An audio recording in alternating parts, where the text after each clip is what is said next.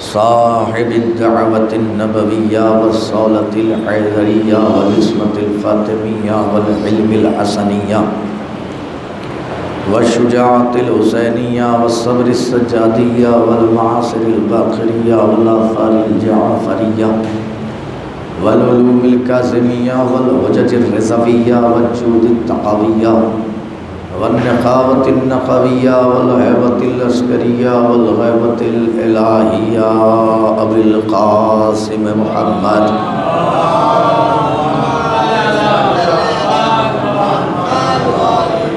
وعلى آل بيته الطيبين الطاهرين المعصومين المظلومين المنتخبين المنتجبين الغر الميامين.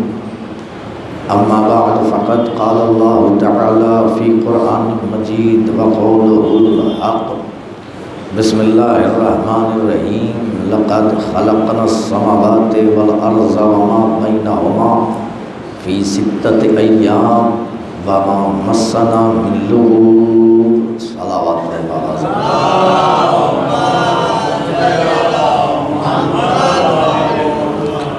حضرات گرامی قدر، بزرگان محترم، بالخصوص سواران امام مظلوم کربلا،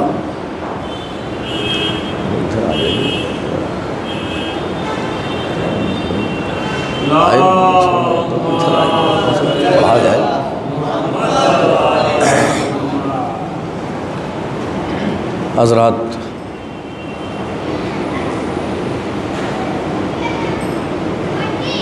اللہ نے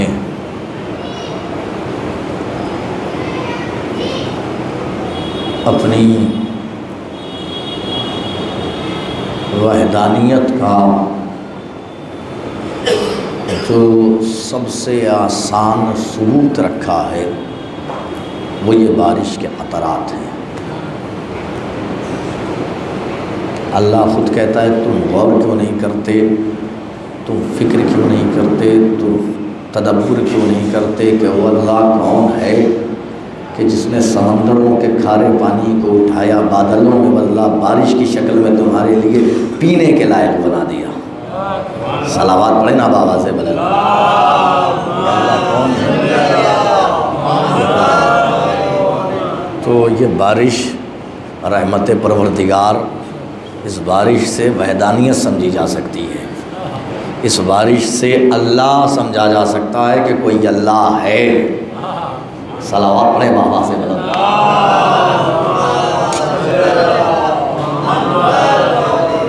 تو اللہ بہرحال خود ہی ارشاد فرما رہا ہے کہ ہم نے زمین اور آسمان کو وما بینہما، اور ان کے درمیان جتنی بھی چیزیں ہیں 6 دنوں میں خلق کیا ہے، 6 دنوں میں۔ اب ظاہر سی بات ہے کہ زمین اور آسمان کے درمیان یہ بارش کے خطرات ہیں، یہ بارش کا نزول ہے زمین اور آسمان کے درمیان سے۔ یہ جتنی بھی چیزیں ہیں ہم نے 6 دنوں میں خلق کی ہے۔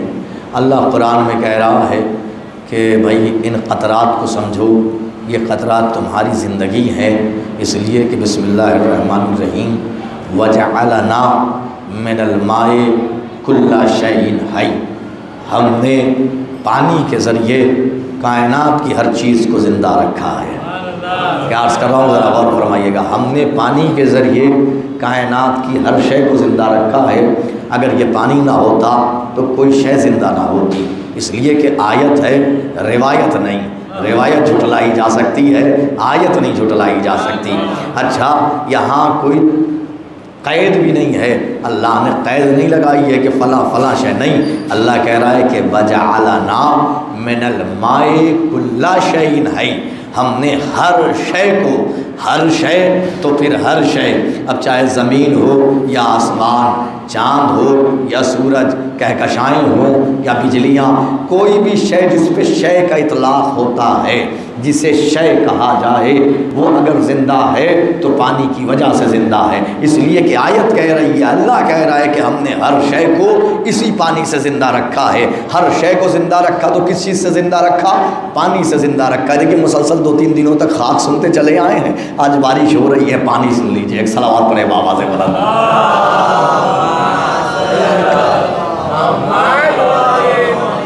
وجعلنا من الماء کل شیء حی، ہم نے اسی پانی سے کائنات کی ہر شے کو زندہ رکھا ہے، اس پانی سے ہر شے تو پھر ہر شے۔ اب اگر زمین زندہ ہے تو پانی کی وجہ سے، آسمان زندہ ہے تو پانی کی وجہ سے، کہکشائیں زندہ ہیں تو پانی کی وجہ سے، بجلیاں زندہ ہیں تو پانی، بجلیوں سے زیادہ ثبوت کون دے گا کہ ہم پانی کی وجہ سے زندہ ہیں؟ صلوات پڑھے نا آواز سے بلند۔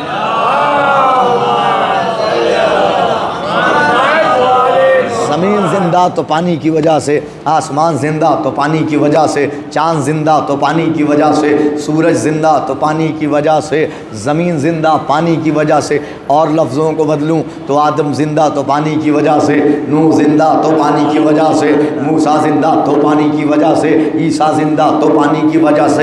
کائنات میں جو بھی شے ہے جسے شے کہا جاتا ہے، اگر وہ زندہ ہے تو پانی کی وجہ سے زندہ ہے۔ کائنات کی کوئی بھی شے اگر دیکھیے تعداد کا اثر نہ ہونے پائے، بات آپ تک پہنچا رہا ہوں، ورنہ یہ رات میں بھی پڑھا جا سکتا تھا، میں آپ تک بات پہنچا رہا ہوں، آپ سن لیجئے، ذرا سا میرا ساتھ دے دیجئے۔ کائنات کی ہر شے زندہ ہے پانی کی وجہ سے۔ اچھا، اس وجہ کی وجہ کیا ہے؟ وجہ یہ ہے کہ ان سب کا وجود بعد میں ہے، پانی کا وجود پہلے ہے۔ ارے میں کیا عرض کر رہا ہوں، ذرا غور فرمائیے گا۔ ان سب کا وجود بعد میں ہے، پانی کا وجود پہلے ہے، اس لیے کہ اللہ کہہ رہا ہے اللہ کا عرش بھی پانی کے اوپر ٹکا ہوا ہے۔ غور فرمائیے گا، اللہ کا عرش بھی پانی کے اوپر ہے۔ اب غور فرمائیے گا، زمین پانی کی وجہ سے زندہ، پانی کی وجہ سے زمین، آسمان، کہکشائیں، بجلیاں، چاند، سورج سب زندہ۔ تو میں نے کیا فرمایا؟ میں نے یہ کہا کہ یہ سب ہے بعد میں، پانی کا وجود ہے پہلے۔ تو چونکہ پانی کا وجود پہلے ہے لہٰذا یہ سب مجبور ہیں کہ یہ پانی کی وجہ سے زندہ رہیں۔ چونکہ پانی کا وجود پہلے ہے تو اب یہ سب کے سب مجبور ہیں، محتاج ہیں، کس کے؟ پانی کے محتاج ہیں۔ زمین پانی کی محتاج، آسمان پانی کا محتاج، کہکشائیں پانی کا محتاج، جناب آدم پانی کے محتاج، موسیٰ پانی کے محتاج، عیسیٰ پانی کی۔ کیوں؟ وجہ کیا ہے؟ کہ ان سب کا وجود ہے بعد میں، پانی کا وجود ہے پہلے، لہٰذا یہ سب ہے پانی کے محتاج، یہ سب ہے زندہ پانی کی وجہ سے۔ لیکن میں کیا کروں؟ جس اللہ نے قرآن میں یہ کہا کہ میں نے ہر شے کو پانی سے زندہ رکھا، اسی اللہ نے حدیث قدسی میں اعلان کیا کنت کنزا مخفیا، میں چھپا ہوا خزانہ تھا، فاحببت ان اعرف، بس مجھے محبت ہوئی کہ میں پہچانا جاؤں، فخلقتک یا محمد، تو اے محمد میں نے سب سے پہلے تیرے نور کو بنایا۔ اس کا مطلب یہ ہوا پانی نہیں تھا، محمد تھے۔ صلوات پڑھے نا بآواز بلند۔ بھائی میں کیا عرض کر رہا ہوں، ذرا غور فرمائیے۔ پانی کا وجود نہیں تھا، محمد کا وجود تھا۔ بھائی سب سے پہلے خلق کیا تو سب سے پہلی مخلوق محمد۔ صلوات پڑھے نا بآواز بلند۔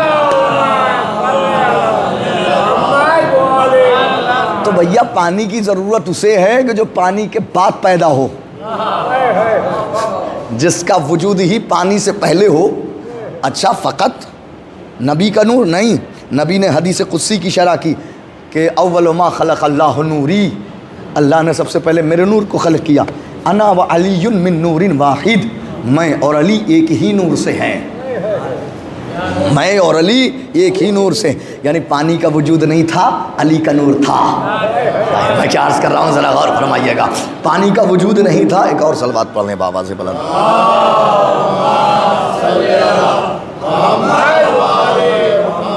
پانی کا وجود نہیں تھا، علی کا نور تھا، پانی کا وجود نہیں تھا، محمد کا نور تھا۔ تو اچھا آیت ذہن میں رکھیے گا، وجعلنا من الماء کل شیء حی، ہم نے اسی پانی سے کائنات کی ہر شے کو زندہ رکھا ہے۔ کائنات کی ہر شے زندہ ہے تو پانی کی وجہ سے، اسے نہ بھولیے گا۔ اللہ نے سب سے پہلے محمد کے نور کو بنایا، اس سے علی کے نور کو بنایا، اسی نور سے فاطمہ کے نور کو بنایا، اسی نور سے حسن کے نور کو بنایا، اسی نور سے حسین کے نور کو بنایا۔ اللہ نے آئیے ماشاء اللہ،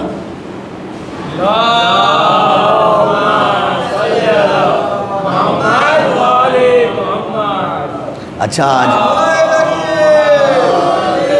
دیکھیے، آج جانے کی نہیں ہو رہی ہے، بارش ہو گئی ہے، کم لوگ آئے ہیں، آج بیٹھنے کی ہو رہی ہے۔ صلوات پڑھے بابا سے بلند۔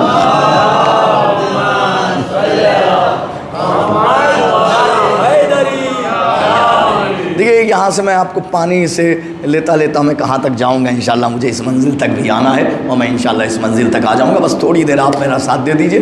ماشاءاللہ بارش کے قطرات اور بارش کا نزول ہو رہا ہے. پانی سنیے. ابھی یہ بھی بتاؤں گا کہ یہ بارش کون نازل کرتا ہے. جب یہ بتاؤں گا تو زیارت تک آ جاؤں گا. ایک صلوات پڑھیں بابا سے.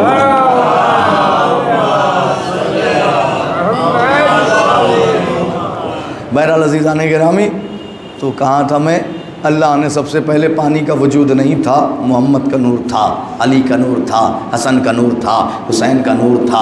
یاد ہوگا آپ کو پہلے دن کی تقریر نبی نے فرمایا تھا کہ ہم جیسے جیسے اس کی تسبیح کرتے جاتے تھے، اللہ کبھی پانی کو بناتا تھا، کبھی آسمان کو بناتا تھا، کبھی زمین کو بناتا تھا، کبھی کہکشاؤں کو بناتا تھا، کبھی بجلیوں کو بناتا تھا. ہم جیسے جیسے تسبیح کرتے جاتے تھے، نبی نے فرمایا فرشتوں نے ہمیں دیکھ کر اللہ کی تسبیح سیکھی ہے، اللہ کی تحلیل سیکھی ہے. ہمیں دیکھ کے فرشتوں نے اللہ کے سجدے سیکھے ہیں. یہ نبی نے فرمایا تھا. آپ بھولے تو نہیں ہیں؟ تو نبی فرما رہے ہیں کائنات میں کچھ نہیں تھا، ہم جیسے جیسے تسبیح کرتے جاتے تھے کائنات خلق ہوتی جاتی تھی. لیجیے جبرائیل امین بھی بن چکے ہیں، فرشتے ہی بن چکے ہیں. اب اللہ نے سب سے پہلا بشر بنایا، نام آدم رکھا، آدم کی خلقت ہوئی. اللہ نے یہ 14 انوار میں سے 13 انوار کو صلب جناب آدم میں رکھا.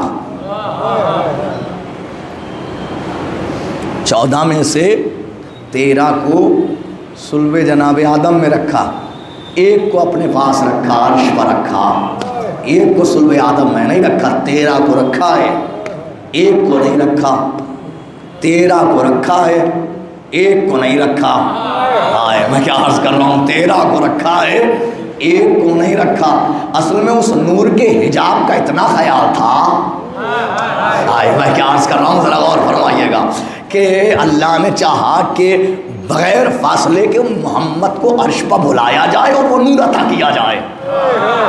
آپ سمجھیں گے کہ حجاب بھی میں آپ کو بتاتا چلوں. یہ ایک عالم ربانی وہ کہتے ہیں کہ تم کیا سمجھتے ہو کہ یہ خانوادہ آل محمد کی جو مخدرات ہیں، یہ جو مستورات ہیں، جو خواتین ہیں، یہ جو بیبیاں ہیں، یہ کوئی عام بیبیاں ہیں؟ یہ کوئی عام مستورات ہیں؟ سنیے کیا جملہ کہا ہے، خدا کی قسم دل میں اتر جائے گا. عالم ربانی کہتے ہیں کہ یہ وہ مستورات ہیں، یہ وہ مخدرات عصمت ہیں کہ لا یرا وجوہہن فی ملأ الاعلی الا الرحمن ولا فی الدنیا الا القرآن. یہ وہ بیبیاں ہیں کہ جن کے چہرے آسمانوں پہ بس رحمان نے دیکھا ہے، زمین پہ بس قرآن نے دیکھا ہے. ہائے ہائے ہائے بھیا میں کیا عرض کر رہا ہوں؟ ذرا غور فرمائیں. صلوات پڑھیں نا بآواز بلند.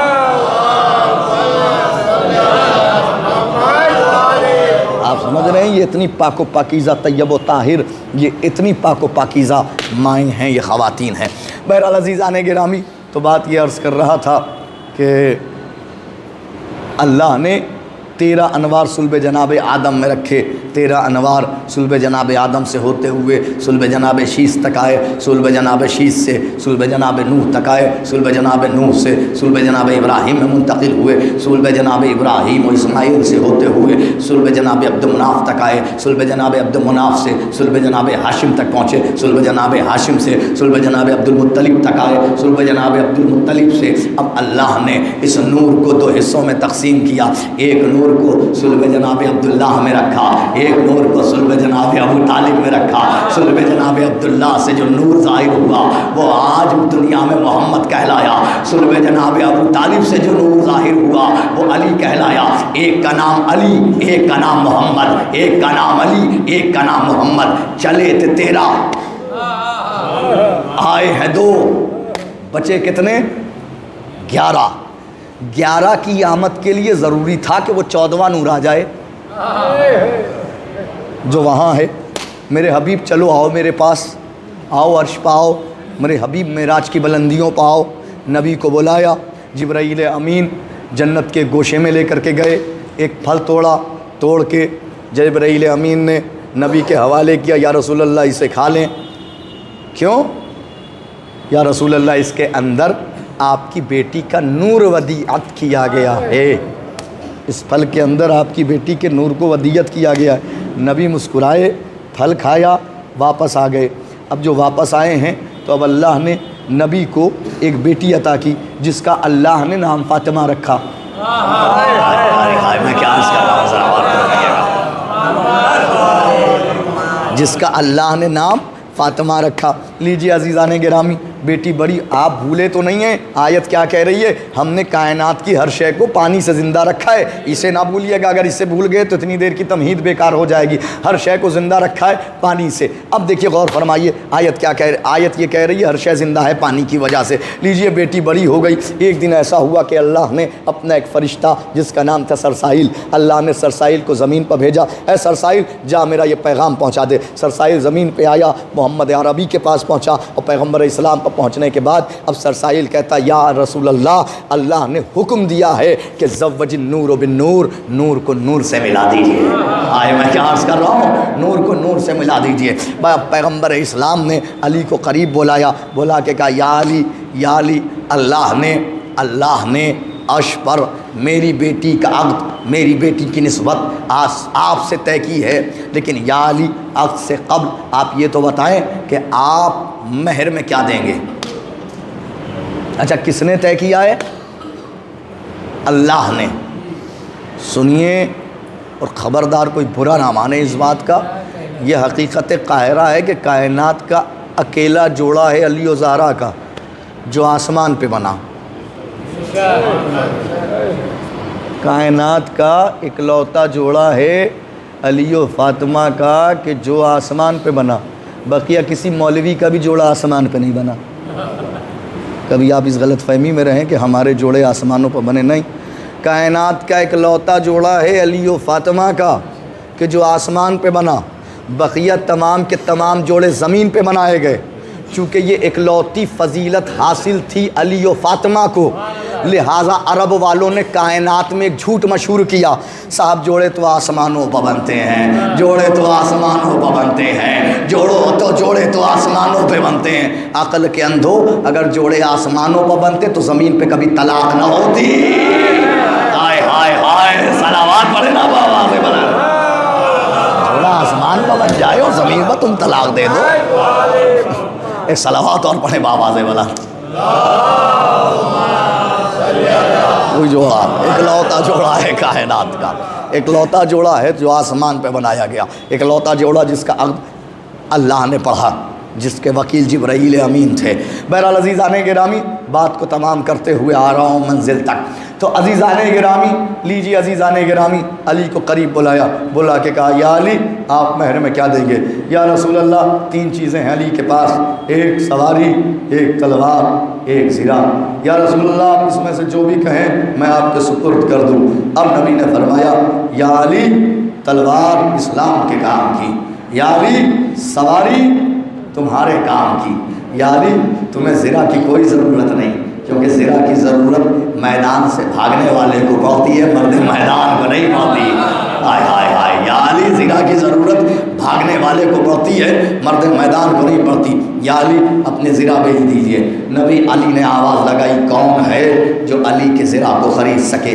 کسی کی اوقات نہیں تھی کہ علی کے زرہ خرید لیتا، اس لیے کہ جس کے پیروں سے لپٹی ہوئی جوتیاں خریدنے کی عرب والوں کی اوقات نہ ہو، اس کے سینے سے لپٹی ہوئی زرہ کیا خرید لیتے۔ لیکن علی آج کیوں کہہ رہے ہیں کہ کون ہے جو علی کے زرہ کو خرید سکے؟ علی آنے والی نسلوں کو بتا رہے تھے کہ یاد رکھنا مہر کی حقیقت یہ ہے کہ علی جیسے امام کو اپنی زرہ بیچنی پڑتی ہے، ہمیشہ مہر کا خیال رکھنا۔ علی کائنات کو بتا رہے تھے کون ہے جو علی کی زرہ کو خریدے۔ ایک صحابی اٹھا، اس نے کہا کہ میں اس کے 500 درہم دوں گا۔ علی نے زرہ اس کے حوالے کی، 500 درہم لیے اور لے کر کے پیغمبر اسلام کے حوالے کیا۔ پیغمبر اسلام نے وہ 500 درہم لیے، لے کر کے گھر جا کر کے صندوق پہ نہیں رکھا، بلکہ پیغمبر اسلام نے اسی 500 درہم سے شہزادی کے لیے کچھ برتن خریدے، کچھ لباس خریدے، اور ایک چٹائی خریدی، ایک چکی خریدی، اور خریدنے کے بعد جہیز کی شکل میں شہزادی کے ہمراہ بھیج دیا۔ یعنی نبی نے بتایا جہیز بیٹی کے باپ کے پیسے کا نہیں ہوتا، جہیز بیٹی کے باپ کے پیسے کا نہیں ہوتا، بلکہ جہیز لڑکے کے عطا کردہ مہر کے پیسے سے بنایا جاتا ہے۔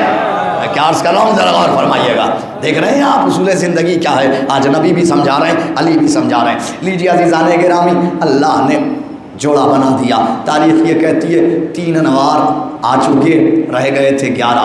لیجئے عزیزان گرامی، سال گزرے کہ اللہ نے پھر ایک نور کو بھیجا، حسن کہلایا، دوسرے نور کو بھیجا حسین کہلایا، تیسرے نور کو بھیجا علی کہلایا، چوتھے نور کو بھیجا محمد کہلایا، 5ویں نور کو بھیجا جو جعفر کہلایا۔ یعنی سلسلہ امامت کا یہ 6واں نور، سلسلہ عصمت کا 8واں نور۔ جب یہ نور آ گیا تو روایت کے فقرے یہ ہے کہ یہ نور رفتہ رفتہ بڑا ہوتا رہا۔ جب میرا امام یعنی میرا مولا یعنی 6واں امام اور منصب عصمت پہ 8واں معصوم، جب یہ امام بڑا ہوا تو روایت کے فقرے یہ ہیں کہ ایک دن یہی امام، بس تمہید ختم، یہی امام منبر پہ خطبہ دے رہے تھے، اصحاب بیٹھے ہوئے تھے کہ کسی سائل نے کھڑے ہو کے امام سے سوال کر رہی ہے، مولا آپ کے جد علی نے آپ کی جدہ فاطمہ کو مہر میں بس 500 درہم دیے، بس 500 درہم دیے۔ میرے مولا کے چہرے پہ سرخی جلالت نمودار ہوئی۔ امام نے فرمایا تم کیا سمجھتے ہو کہ میری جدہ کا مہر بس 500 درہم تھا؟ مولا ہم تو یہی جانتے ہیں کہ علی نے 500 درہم دیے۔ امام نے فرمایا سنو، میری جدہ کا ایک عقد آسمان پہ ہوا، ایک عقد زمین پہ ہوا، جو عقد زمین پہ ہوا اس کی مہر کی رقم تھی 500 درہم، اور جو عقد آسمان پہ ہوا تو بس اتنا جان لو کائنات کے سمندروں میں جہاں جہاں بھی پانی ہے میری جدہ کے مہر میں ہے۔ پانی کے قطرات ہیں وہ میری جدہ کے مہر میں ہیں۔ ارے آپ نے غور نہیں کیا، تمیز ضائع نہ ہو، آپ نے غور نہیں فرمایا۔ کیا فرمایا امام نے؟ یہ جو سمندر میں پانی کے قطرات ہیں میری جدہ کے مہر میں ہیں۔ اب آئیے، مہر کون استعمال کرے گا؟ جسے صاحب مہر اجازت دے دے، جسے صاحب مہر اجازت دے وہ کرے گا پانی کا استعمال۔ ابھی مولانا نے رات میں پڑھا تھا قبلہ نے کہ حق نہیں ہے مسلمانوں کو کہ پانی پئیں، پی رہے ہیں احسان اہل بیت کا۔ کیوں جانتے ہیں کیوں؟ اس لیے کہ واجب ہے اس پر کہ وہ فاطمہ کا احترام کرے جو پانی کا استعمال کرتا ہے۔ کیوں وجہ بتا رہا ہوں۔ آیت کیا کہہ رہی ہے؟ آئیے اب آیت پڑھتا ہوں۔ آیت کہہ رہی ہے وَجَعَلَنَا مِنَ الْمَاءِ كُلَّ شَيْءٍ حَيٍّ، ہم نے پانی سے کائنات کی ہر شے کو زندہ رکھا ہے۔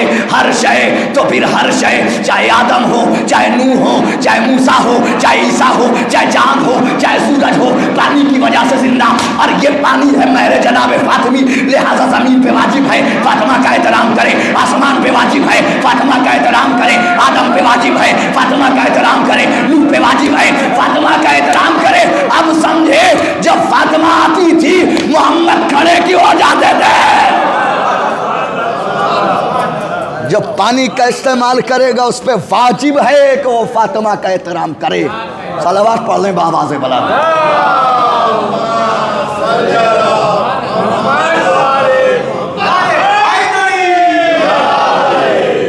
مہر کا استعمال وہی کرے گا جسے صاحب مہر اجازت دے دے۔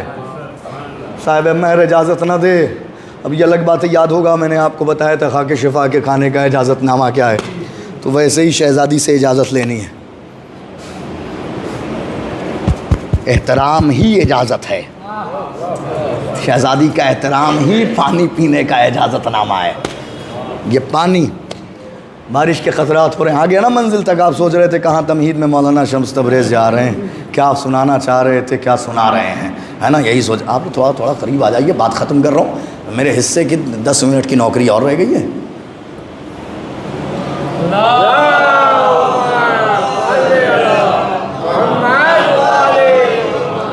ایسا نہیں ہے، تعداد بہت ہوتی ہے دن میں بھی، وہ دکھتی نہیں ہے، لوگ ادھر ادھر بکھرے ہوتے ہیں اور پتہ نہیں چلتا، ورنہ تعداد دن کی بھی کم نہیں ہوتی ہے۔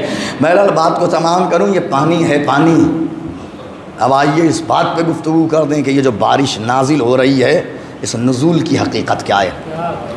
اب آپ مسجد میں تشریف فرما ہیں، یہیں آپ کے یہاں مفاتیح الجنان رکھی ہوگی، مفاتیح الجنان اٹھائیے۔ مفاتیح الجنان میں ایک زیارت دیکھیے، زیارت جامع کبیرہ، زیارت جامع کبیرہ۔ زیارت جامع کبیرہ وہ زیارت ہے، اکلوتی زیارت ہے کہ اگر آپ صرف روضہ امام حسین علیہ السلام پہ جا کر 14 معصومین کی زیارت کرنا چاہتے ہیں تو آپ کو چاہیے کہ اس روضے پر جا کر زیارت جامع کبیرہ پڑھیں۔ غور فرمائیے، ایک روضے پر اگر چہاردہ معصومین کی زیارت کرنا چاہتے ہیں تو کیا کریں؟ زیارت جامع۔ مفاتیح الجنان رکھیے، شمس تبریز کی بات پر یقین نہ ہو، مفاتیح دیکھ لیجئے گا۔ اگر آپ چاہتے ہیں کہ روضے پر چہاردہ معصومین کی زیارت ہو جائے تو آپ کو چاہیے کہ زیارت جامع کبیرہ پڑھیں۔ دوسری بات، اس کے کچھ آداب ہیں۔ یہ اکلوتی زیارت ہے جس کے سلسلے سے حکم ہے کہ اس زیارت کے پڑھنے سے پہلے انسان کو چاہیے کہ وہ یہ کوٹیشن شیخ عباس قمی نے علامہ مجلسی علیہ الرحمہ کا لکھا ہے مفاتیح الجنان میں۔ زیارت شروع ہونے سے پہلے یہ کوٹیشن دیکھیے گا آپ، وہ لکھتے ہیں علامہ مجلسی علیہ الرحمہ نے لکھا ہے کہ اس زیارت کے پڑھنے سے پہلے انسان کو چاہیے کہ وہ اللہ کی وحدانیت کا اقرار کرے، کہے سبحان اللہ والحمد للہ ولا الہ الا اللہ واللہ اکبر۔ پھر اس کے بعد 100 قدم پہلے سے جہاں سے قبہ نظر آئے وہاں سے یہ کہتا ہوا وہاں تک، قبے تک یہ کہتا ہوا چلا جائے اللہ اکبر اللہ اکبر اللہ اکبر اللہ اکبر 100 قدم پہلے سے۔ یعنی شرط لگائی ہے اس زیارت کی کہ زیارت کے پڑھنے کی شرط یہ ہے کہ انسان اللہ کی وحدانیت کا اقرار کرے۔ کیوں؟ علامہ مجلسی علیہ الرحمہ لکھتے ہیں اصل میں اس زیارت کے پڑھ لینے کے بعد انسان کے مشرک ہو جانے کا خطرہ ہے۔ ہاں، پرابلم یہ ہے کہ ترجمے کے ساتھ پڑھیں گے تب سمجھ میں آئے گا کہ مشرک ہونے کا خطرہ ہے بھی یا نہیں ہے۔ ایک صلوات پڑھیں بآواز بلند۔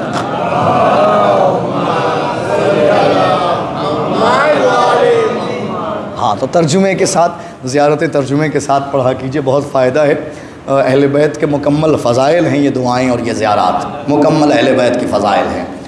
تو فرمایا کہ انسان کے مشرک ہو جانے کا خطرہ ہے۔ کیوں؟ سنیے کیوں۔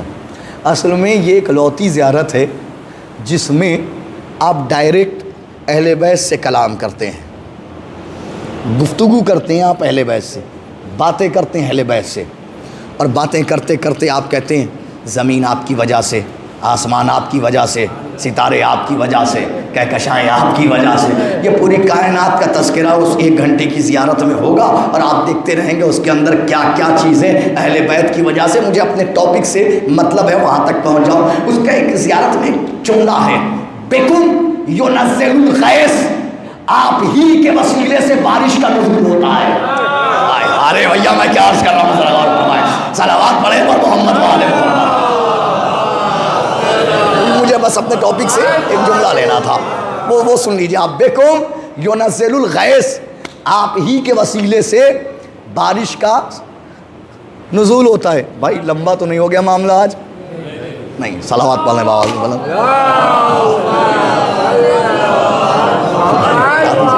ختم کر دوں، آپ کے اوپر ہے، آپ جب اشارہ کر دیں گے دن میں آپ اشارہ کر سکتے ہیں۔ بکم ینزل الغیث، آپ ہی کے وسیلے سے بارش کا نزول ہوتا ہے۔ اچھا، یہاں درمیان میں ایک چیز باقی ہے، وسیلے سے نازل ہوتا ہے، یہ نہیں ہے ابھی اس دعا میں، اس زیارت میں کہ آپ ہی نازل کرتے ہیں۔ ابھی درمیان میں ایک چیز ہے، وسیلہ۔ آئیے ایک منزل ایسی آئی، ہم نے دیکھا درمیان میں وسیلہ بھی غائب۔ وہ منزل یہ ہے کہ ہمارا اور آپ کا 7واں امام قید خانے میں ہے۔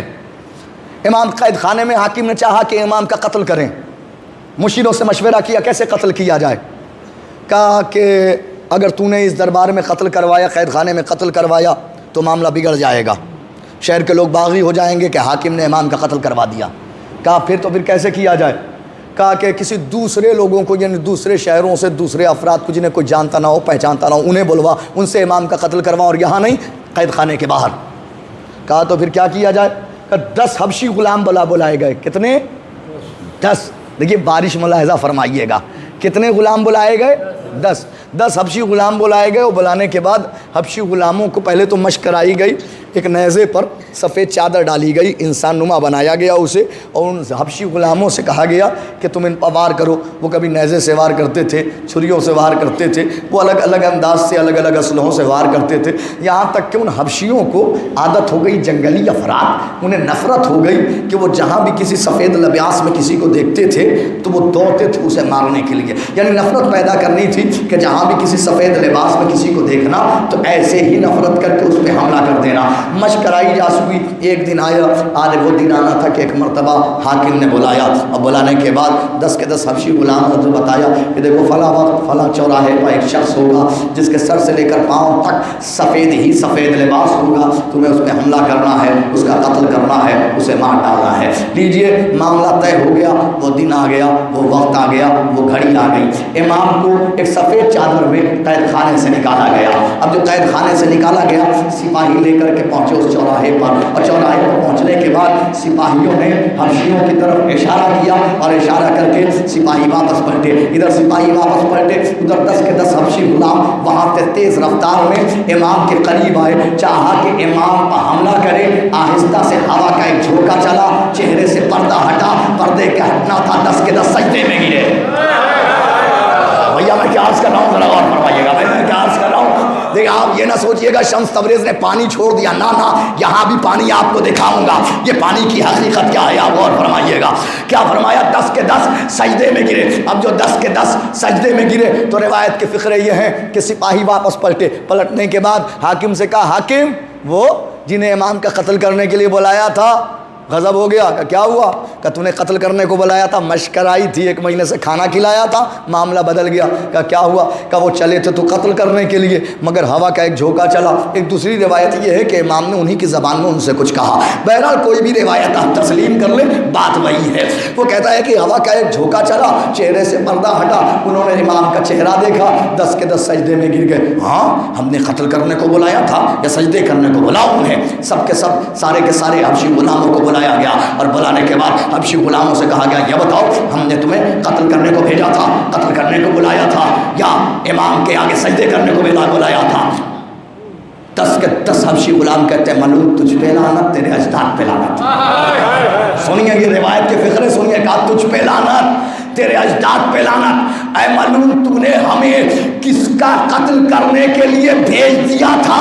ارے یہ تو وہ ہے کہ جب ہمارے جنگلوں میں قحط پڑ جاتا تھا یہ خدا کے پانی برساتا تھا،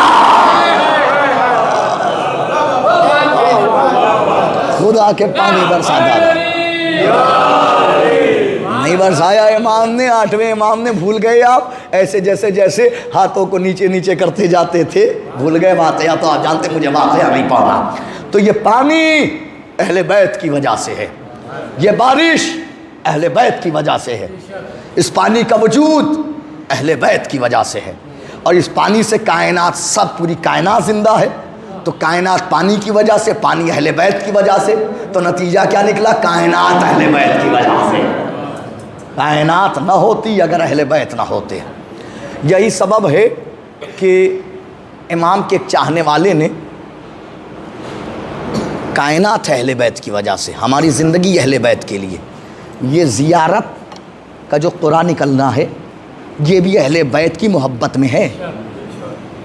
کیونکہ ہم جانتے ہیں کہ معرفت اہل بیت کیا ہے، حالانکہ جو حق ہے وہ نہیں جانتے، لیکن کچھ تو پہچانتے ہیں کہ زیارت قبر امام حسین کا ثواب کیا ہے، زیارت قبر امام امیر المومنین کا ثواب کیا ہے، کچھ حد تک تو ہم جانتے ہی ہیں کہ ان کا ثواب کیا ہے، ان کا فائدہ کیا ہے۔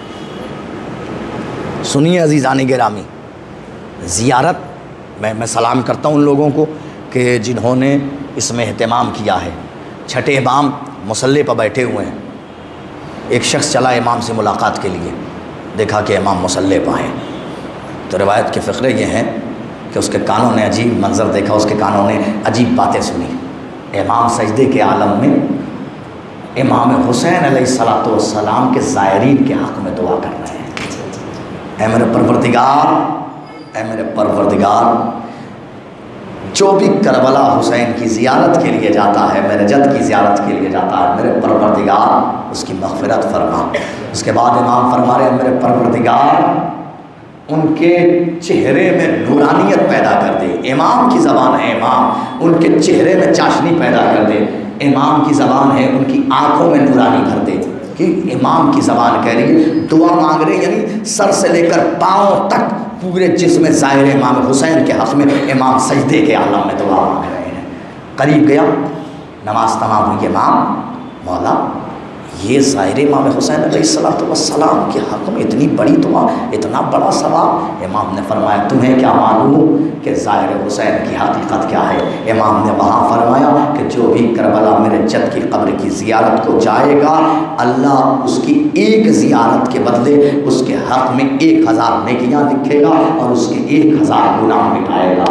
امام نے فوراً فرمایا کہ جیسے ہی وہ زیارت کر کے آئے گا تو اس نے زندگی میں جتنے بھی گناہ کیے ہوں گے اللہ ان تمام کے تمام گناہوں کی مغفرت کر دے گا، اللہ گناہ معاف کر دے گا. امام بتا رہے ہیں کہ حقیقت کیا ہے. حقیقت یہ ہے کہ جو بھی قبر امام حسین علیہ السلام کی زیارت سے واپس پلٹتا ہے، بشرط ہے معرفت کے ساتھ. شرط ہے معرفت کے ساتھ. اگر معرفت کے ساتھ قبر امام حسین کی آپ نے زیارت کی ہے تو پھر آپ جب وہاں سے پلٹیں گے تو بالکل ایسے ہوں گے کہ جیسے نومولود بچہ جس کے حق میں کوئی گناہ نہیں. صلوات پڑھنے بابا سے بلا.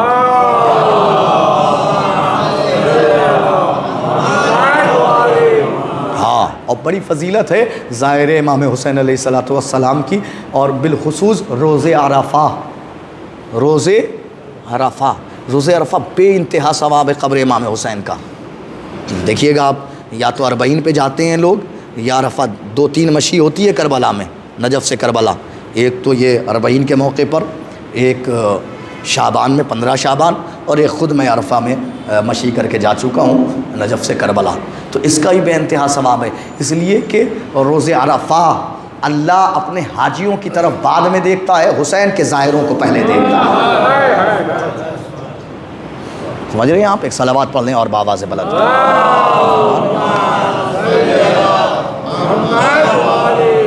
بے انتہا ثواب ہے زیارت قبر امام حسین علیہ السلام کا، بے انتہا ثواب.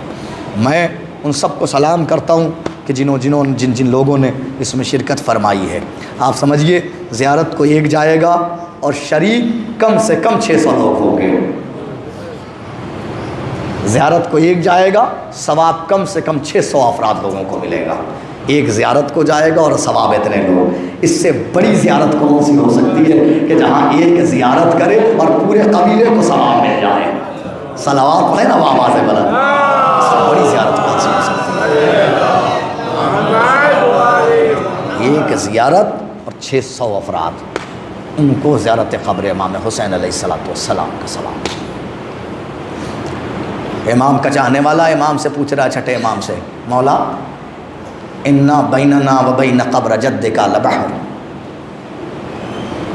اے میرے مولا، ہمارے اور آپ کے جد حسین کی قبر کے درمیان ایک دریا ہے، ٹھاٹھے مارتا ہوا سمندر، پانی، ہم کشتی سے جاتے ہیں.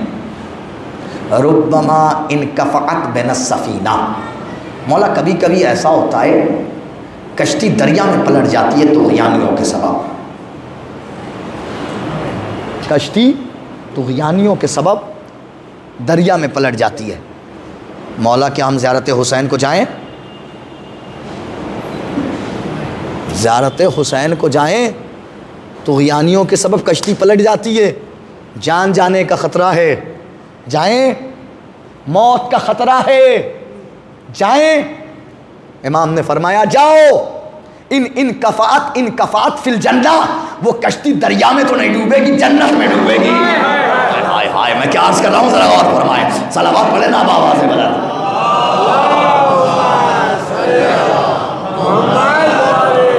جان کا بھی خطرہ ہوا، لوگ گئے کربلا کی زیارت، کسی نے زیارت کی نہیں چھوڑی. جان کا خطرہ بھی تھا مگر لوگ گئے. بھائی کل میں نے ایک واقعہ پڑھا تھا، بیٹے کی قربانی دی، وہ ضعیفہ گئی نا، پرانا واقعہ سنا ہوا آپ کا، 1000 مرتبہ سنا ہوگا. بیٹے کی قربانی دی، گئی، لوگوں نے قربانیاں دیں، لوگ مارے گئے، مگر حسین کی قبر کی زیارت نہیں چھوڑی. اور ان کے نہ چھوڑنے کا فائدہ 1400 سال بعد اس امت کو ملا، جو آج ہم اطمینان سے کربلا کی زیارت کے لیے جا رہے ہیں۔ لوگ جان دے کر کے گئے ہیں، آج تو ہمارے لیے ہر آسانیاں فراہم ہیں۔ سب سے بڑی بات یہ ہے کہ خدا کا شکر ہے کہ اس دور میں عراق میں کوئی صدام نہیں ہے، ورنہ وہ حکمران تو دور، پتہ نہیں اس نے کتنے علی کے چاہنے والوں کو حسین کے زائروں کا قتل کروایا۔ تو چاہیے زیارت قبر امام حسین علیہ السلام کے لیے، نہ جانے کس کے نام کا قرآن نکلے گا، کس کا مقدر ہوگا، مگر اس سے گزارش اتنی ضرور کروں گا کہ جب کربلا جانا تو ان سب عزاداروں کے حق میں دعا ضرور کرنا، ان سب کے لیے دعا کرنا کہ ان کے رزق میں اضافہ ہو جائے، ان سب کے لیے دعا کرنا کہ جب یہ بیمار ہوں تو اللہ انہیں شفائے کاملہ اور عاجلہ بس عزیزان گرامی، لاکھ فضائل کے دریا بہا دیے جائیں، لیکن جب تک آنسو نہ بہائے جائیں، جنت البقیع سے ٹوٹی ہوئی پسلیوں کا سہارا لے کر آنے والی میری شہزادی اس انتظار میں رہتی ہے کہ کب میرے حسین پر رویا جائے گا، کب میرے حسین کا ماتم کیا جائے گا، کب میرے حسین پاش باز آ جائے گا۔ وہ بیوی اس انتظار میں رہتی ہے۔ اور 2-3 جملے اس بیوی کے سن لیجیے اور مجلس تمام کر دوں۔ وہ بیوی اس انتظار میں رہتی، وہ بیوی تنہا نہیں آتی۔ میں نے بتایا نا کہ 4 سال کی سکینہ دادی اماں کہاں ہے؟ میرے بابا حسین کے رونے والے، یہ بزرگ تمہارے بابا کو رو رہے ہیں، یہ بچے تمہارے بھیا علی اصغر کو رو رہے ہیں، یہ جوان تمہارے اکبر کو رو رہے ہیں۔ سکینہ کہتی ہے دادی اگر یہ کربلا میں ہوتے تو میرا بابا نہ مارا جاتا، اگر یہ مولا کے چاہنے والے میرے بابا کے چاہنے والے کربلا میں ہوتے تو میرا بابا میرا اکبر نہ مارا جاتا، میرا اصغر نہ مارا جاتا۔ آپ سنیے ایک روایت سنیے عزیزان گرامی، آپ تڑپ جائیں گے۔ امام حسین علیہ السلام کی آمد سے قبل یہی فاطمہ ہے کہ ایک دن نبی کے پاس آئے، یہ 2 جملے سن لیجیے، یہی فاطمہ ہے کہ جب نبی کے پاس آئی اور آ کر کے کہتی ہے بابا عجیب منظر ہے، نہ جانے یہ کون سا مولود میرے بطن میں ہے کہ جب میں نماز فجر کے لیے جاتی ہوں، وضو کے لیے بیٹھتی ہوں تو میرے بطن مبارک سے ایک آواز آتی ہے اماں میں تیرا پیاسا بیٹا ہوں، اماں اجرکم علی اللہ، خدا کوئی غم نہ دے سوائے میں حسین مظلوم کے عزادار ہوں۔ اماں میں تیرا پیاسا بیٹا ہوں، اماں۔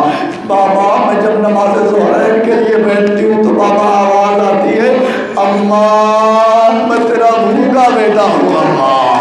اماں میں تیرا بھوکا بیٹا ہوں، اماں۔ اے بابا جب میں نماز مغرب کے لیے جاتی ہوں تو آواز آتی ہے اماں میں تیرا پسا ہوا بیٹا ہوں، اماں۔ بابا یہ بار بار 3 آواز آتی ہے، اے زہرا یہ تیرا بیٹا حسین پیاسا مارا جائے گا، بھوکا مارا جائے گا۔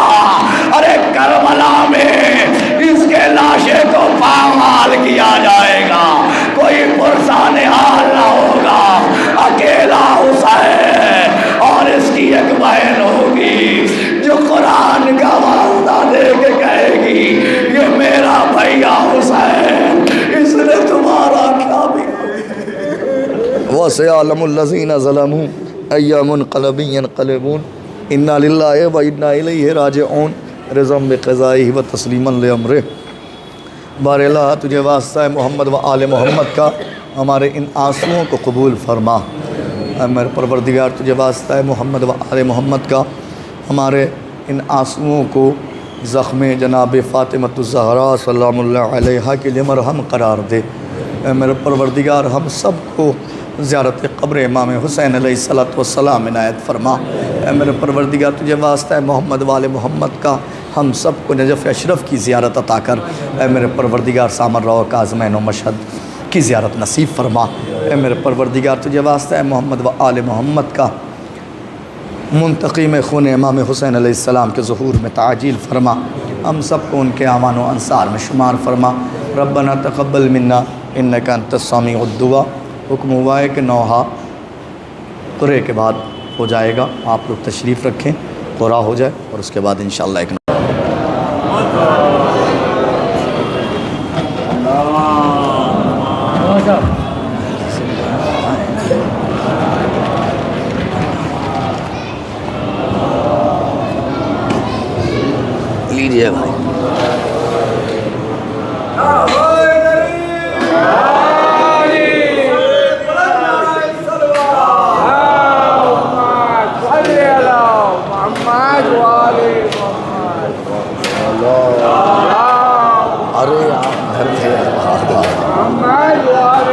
حق ہے حق ہے. کل جمعے کی نماز آپ پڑھائیں گے آپ کو.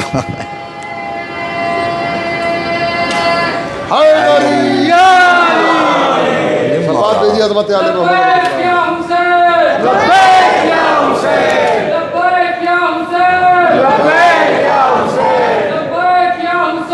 لبیک یا حسین. زندہ علی مدد.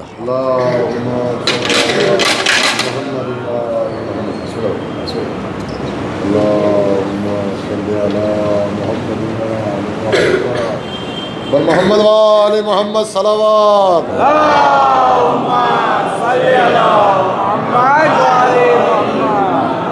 سمیر ایم ویلانی. اللهم صل على محمد وآل محمد. સમીર ભાઈ છે હાજરમાં? મુનીરનો છોકરો. اللهم صل على محمد وآل نعرہ حیدری. محمد وآل محمد صلوات. بھائی جزاک اللہ بھائی جزاک اللہ. جزاک اللہ مولا سلامت رکھیں.